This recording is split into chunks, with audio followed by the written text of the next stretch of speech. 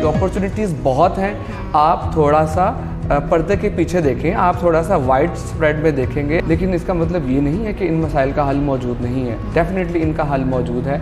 Counselling को हम बतौर सब्जेक्ट इंट्रोड्यूस करवा सकते हैं, इसके सेशंस हो सकते हैं। उस्ताद थोड़ी सी भी थपकी दे देना तो यकीन जानिए वही करियर बन जाता है। तो फिर उस रेलेवेंट डोमेन के लोगों को देखें जो उस शोबे में कामयाब हैं, लेकिन इनके हल मौजूद हैं। सिर्फ़ और सिर्फ अपने अंदर झांकना है और अपनी सराउंडिंग में अपॉर्चुनिटीज़ को अवेल करना है। तो Lahore college for women university माशाल्लाह से 15,000 से ज़्यादा तालिबात को ज़ेवर तालीम से आरास्ता करता है। मुल्क की मईशत में ख़वातीन का बड़ा एक इम्पॉर्टेंट रोल है। आपने अगर मैं रेडियो में काम ना कर रहा होता, रेडियो सर्व ना कर रहा होता या इस डोमेन में काम ना कर रहा होता तो शायद आज का इंटरव्यू भी पॉसिबल ना होता। ठीक है, मेरी अपनी ज़िंदगी और ज़ात में भी ब्रॉडकास्टिंग ने बहुत कंट्रीब्यूट किया है और रेडियो पाकिस्तान का एक लोगो भी है, वक़ूलु लिन्नासी हुस्ना and talk to the people nicely, और लोगों से बेहतर कलाम करें, जिसके ऊपर क्रेडिबिलिटी का सवाल उठ सकता हो। तो क्रेडिबिलिटी का सवाल तब नहीं उठेगा जब आपके पास ऑथेंटिक इन्फॉर्मेशन होगी। इसकी अहमियत से कोई इनकार नहीं है। और अगर मैं ये कहूँ कि radio is mother of all mediums तो ये गलत ना होगा। अपने तालिब इल्मों को भी ये कहता हूँ कि जब आप अपनी एकेडमिक्स में होते हैं तो अपने एकेडमिक्स के टाइम के अंदर अपने आप को हर जगह टेस्ट करें। तो एरिया तो सारा ही इल्म का है। Mass communication is all about knowledge. ये इल्म का समंदर है। आप जितना गहरा गोता लगाएंगे उतने ही ज़्यादा मोती और हीरे आपको मिलते चले जाएंगे। जहाँ पे उनको रोकना है वहाँ रोकते नहीं, और जहाँ उन्हें अप्रिशिएट करना है वहाँ अप्रिशिएट नहीं करते। पाकिस्तान का जो यूथ है ये हर लिहाज से बेहतरीन है। फूल जहाँ खिलते हैं, दिल जहाँ मिलते हैं, आओ वहाँ वहाँ वहाँ चले, आओ वहाँ वहाँ वहाँ चले। बिस्मिल्लाहिर्रहमानिर्रहीम। मैं हूँ आपकी मेज़बान अनम अकबर, ग्रेट पाकिस्तान टीवी के प्लेटफॉर्म से। आज जो हमारे मेहमान ख़ुसूसी हमारे साथ मौजूद हैं वो प्रोड्यूसर हैं रेडियो चैनल के, ब्रॉडकास्टर हैं, असिस्टेंट प्रोफेसर के तौर पर भी अपनी खिदमत सर अंजाम दे रहे हैं, मोहम्मद उमर नज़ीर साहब। अस्सलाम वालेकुम। वालेकुम सलाम। कैसे हैं सर आप? अल्हम्दुलिल्लाह। सर ये बताएं, मैथ कम्युनिकेशन के हज़ारों स्टूडेंट्स इस वक्त यूनिवर्सिटीज़ में पढ़ रहे हैं, तो जॉब्स तो हैं नहीं टीवी चैनल पर, तो कहाँ जाएंगे हम? देखिए, हर दौर करवट बदलता है और हर ज़माने में हर तरह के लोगों की ज़रूरत रहती है, और एट टाइम्स डिमांड ज़्यादा होती है और ह्यूमन रिसोर्स कम होता है, और बाज़ औक़ात ह्यूमन रिसोर्स ज़्यादा होता है और बज़ाहिर हमें उसकी डिमांड कम नज़र आ रही होती है। अगर आपके सवाल को मैं डायरेक्टली एड्रेस करूं तो आपकी बात ठीक है, टीवी चैनल्स में डाउन साइजिंग का ज़माना है। जो अगर एक चैनल 100 ह्यूमन रिसोर्स के साथ काम कर रहा था तो वो 100 की बजाय 70 पे चला गया। तो आपका सवाल बिल्कुल ठीक है कि जॉब्स कम है, but at the same time इतनी अपॉर्चुनिटीज़ हैं कि स्किलफुल अगर आप हैं प्रॉपर तरीके से, अगर आप मास कम्युनिकेशन सिर्फ पढ़ के और डिग्री लेके आए तो फिर आपके लिए शायद बाय बाय टाटा है। और अगर आपने ड्यूरिंग स्टडीज़ अपना एक पाथ डिफ़ाइन किया था कि मैंने किस तरफ जाना है और उस तरफ जाने के लिए मेरे अंदर क्या क्या रिक्विजिट्स होने चाहिए, क्योंकि आज मैं और आप टेक्नोलॉजी के ज़माने में हैं, इंफॉर्मेशन टेक्नोलॉजी का हर तरफ फ़्लो है और हम कोविड से भी निकल आए, तो इसने हमें एक टेक्नोलॉजी के एक नए दौर में एंटर कर दिया जहाँ पे हमारे लिए बेशुमार अपॉर्चुनिटीज़ हैं। आप मुझे यूट्यूब चैनल पे इंटरव्यू कर रही हैं, बहुत सारे व्लॉगर्स हैं, बहुत सारे इन्फ्लुएंसर्स हैं, and they are so much so forth कि जिसे अचीव किया जा सकता है अपनी स्किल्स रेलेवेंट नॉलेज की बुनियाद के ऊपर। तो आपके सवाल का सिंपल जवाब ये है कि अपॉर्चुनिटीज़ बहुत हैं, आप थोड़ा सा पर्दे के पीछे देखें, आप थोड़ा सा वाइड स्प्रेड में देखेंगे, आप एक विजन ब्रॉड करके देखेंगे तो आपको बहुत सारी अपॉर्चुनिटीज़ नज़र आएंगी। अब उन अपॉर्चुनिटीज़ को आपने उन अपॉर्चुनिटीज़ की रिक्वायरमेंट के मुताबिक डेवलप करना है और अपॉर्चुनिटीज़ ने आपको वेलकम कहना है। ठीक है सर, आप ही की बात से कि बहुत अपॉर्चुनिटीज़ हैं, मगर एक आम बच्चा, एक एवरेज बच्चा, उसको कैसे पता चले कि वो स्टडीज़ कंप्लीट करते सारी उसको जॉब भी मिल जाए? जी, अगेन बहुत इंपॉर्टेंट क्वेश्चन है। अगर हम पाकिस्तान की बात करें, हम पाकिस्तान में थर्ड वर्ल्ड कंट्री में रहते हैं, तो यहाँ पे ऐसे बेशुमार मसाइल हैं, लेकिन इसका मतलब ये नहीं है कि इन मसाइल का हल मौजूद नहीं है। डेफिनेटली इनका हल मौजूद है। स्कूल की सतह पर, कॉलेज की सतह पर करियर काउंसलिंग को हम बतौर सब्जेक्ट इंट्रोड्यूस करवा सकते हैं। इसके सेशंस हो सकते हैं।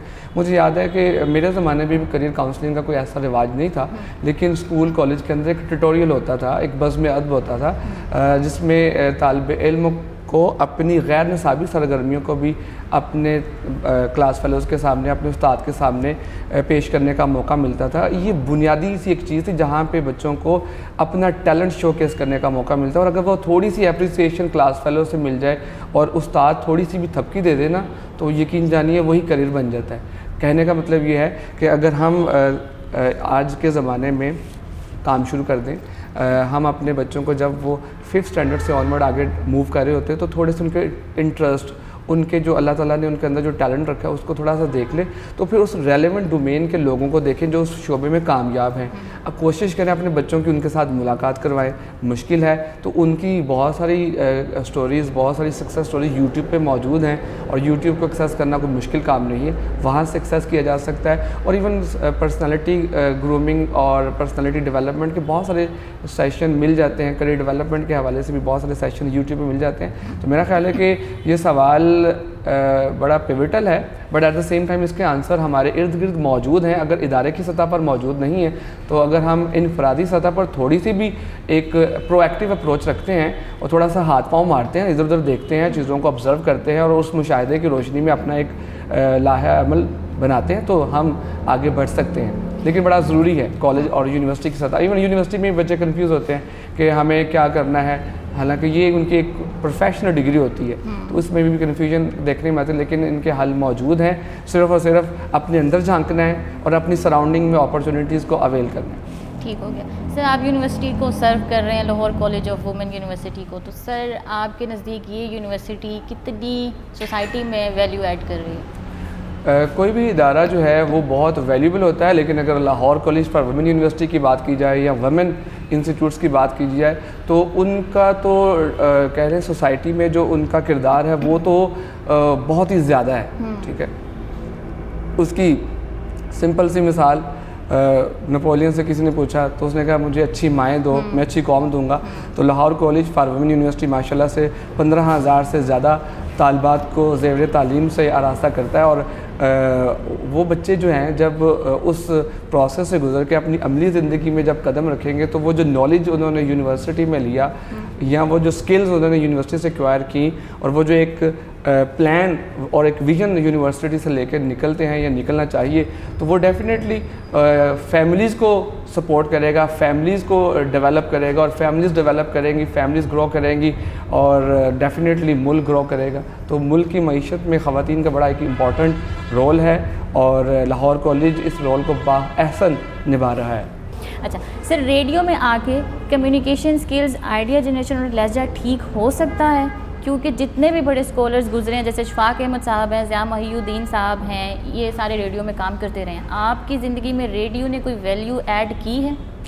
बुनियादी तौर पर पहले तो बता दूं कि ज़िया महिउद्दीन साहब हयात हैं, तो हमें उनसे बहुत कुछ सीखना है अभी, और जो चले गए अल्लाह ताला उनके दर्जात बुलंद करे।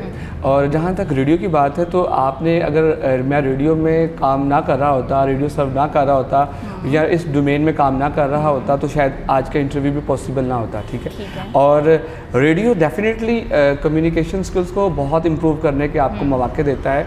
आपको इल्मी सतह पर बहुत कुछ सीखने को मिलता है। आपको लहजे को बदलने के हवाले से, अदायगी के हवाले से, अल्फाज किन अल्फाज का इंतखाब बेहतर है, किन अल्फाज का इंतखाब हमें नहीं करना चाहिए अपनी गुफ्तगू के अंदर जो हमारी पर्सनैलिटी को डाउन कर दें, और फिर सिचुएशन टू सिचुएशन चलना कि एक दुख भरी दास्तान है तो उसको उस तरीके से रेंडर करना, और एक मोटिवेशन और एक उम्मीद और तहरीक का पैगाम है तो उसको उसी जोश और वलवले से अवामुन्नास तक पहुंचाना। तो मेरे ख़्याल में ये पेशो ख़म जो रेडियो से सीखे जा सकते हैं वो कोई और मीडियम आपको सिखा नहीं सकता।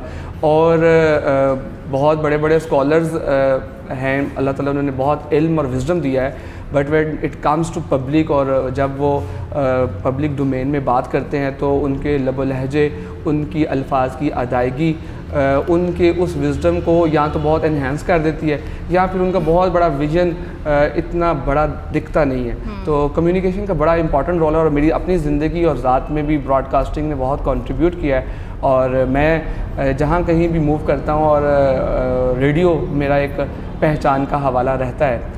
और रेडियो पाकिस्तान का एक लोगो भी है, वक़ूलु लिन्नासि हुस्ना and talk to the people nicely, और लोगों से बेहतर कलाम करें।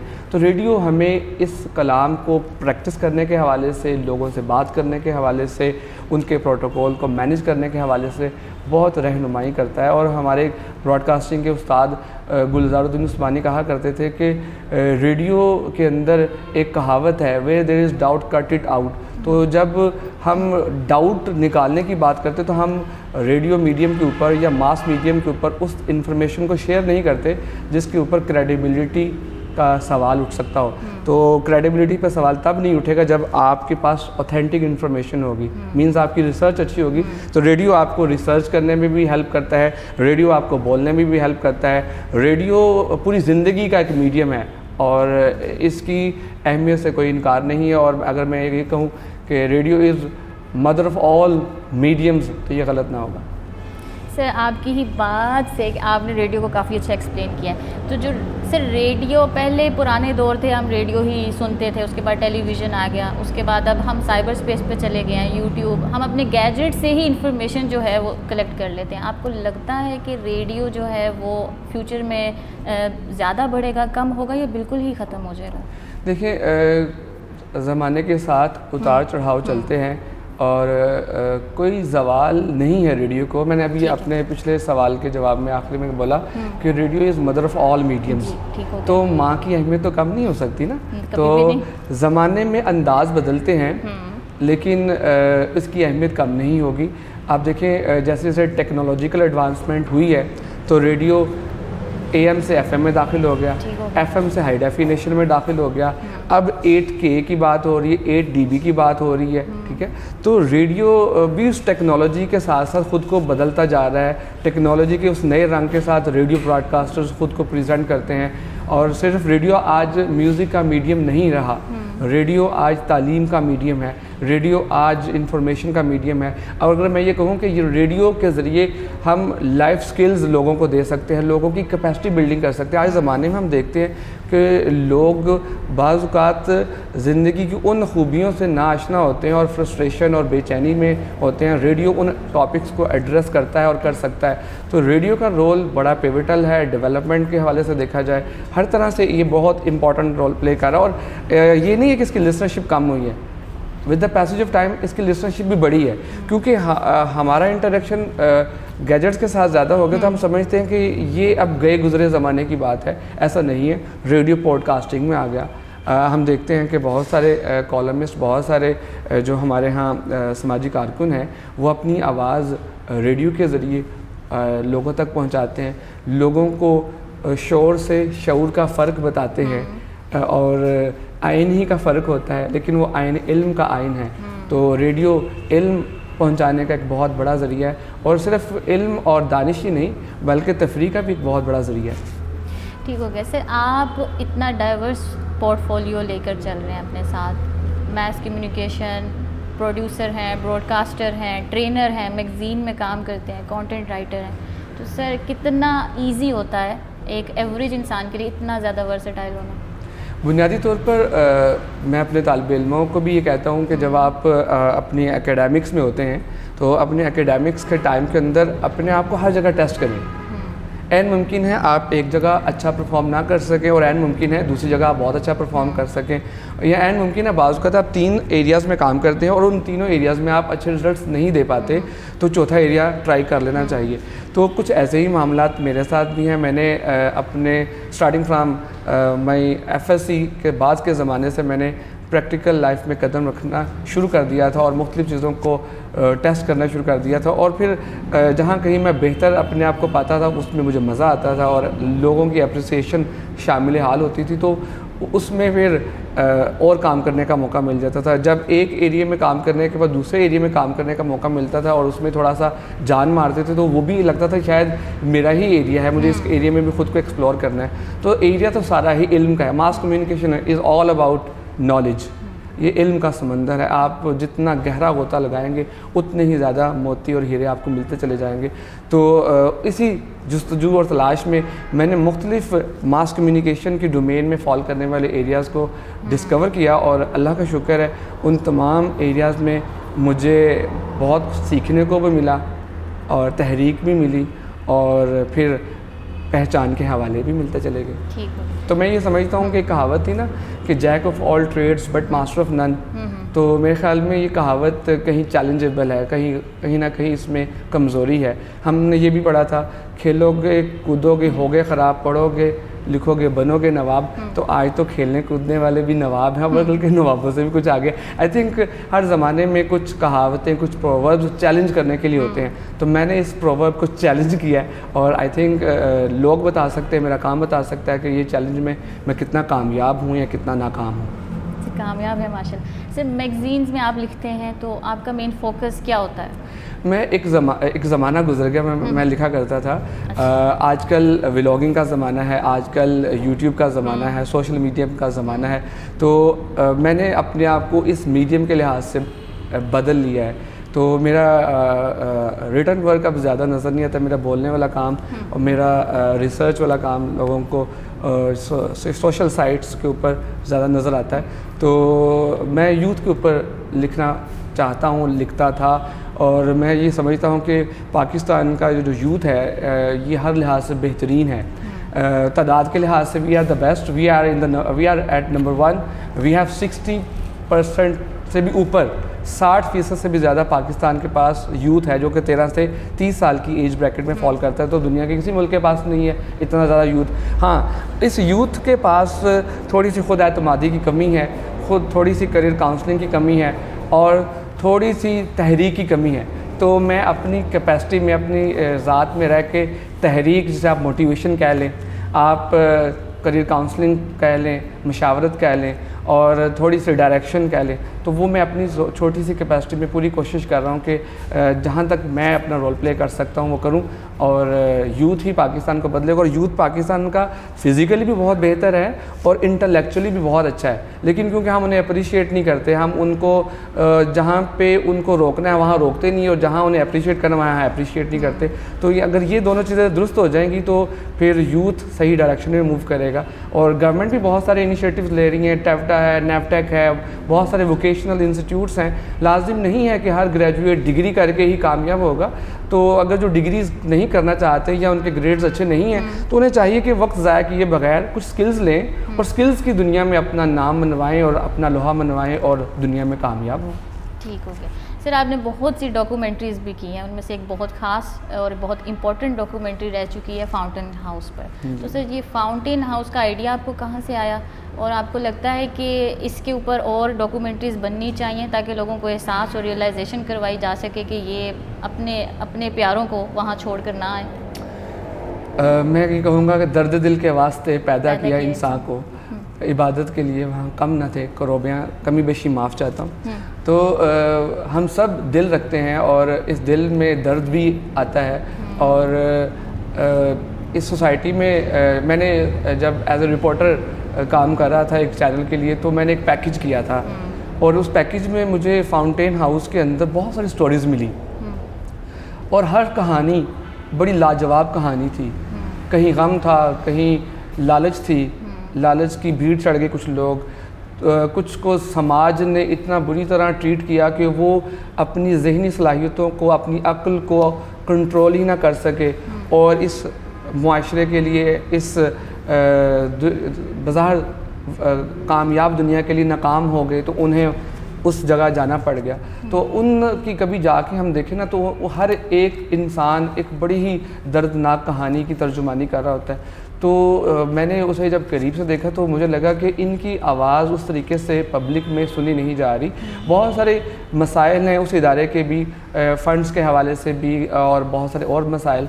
तो एक तो अवेयरनेस जाए ताकि मुखय्यर हज़रात अपनी ज़कात व खैरात इस तरफ भी दे जहाँ पे वो बहुत दूसरे नेक काम करते हैं, वहाँ पे इन लोगों की भी मुआवनत हो ताकि इदारा बेहतर तौर पर उनको रिहेबिलिटेट कर सके। फिर वहाँ पे उन लोगों के साथ बैठ के कि वो आपको कोई तकलीफ़ नहीं पहुँचाते, वो कुछ अनजानी सी हरकतें करते हैं, कोई आपके पीछे चल पड़ता है, कोई आपको देखता रहता है और कोई कहता है मैंने आपके साथ चले जाना है, कोई कहता है मुझे ये भी चाहिए, मुझे वो भी चाहिए।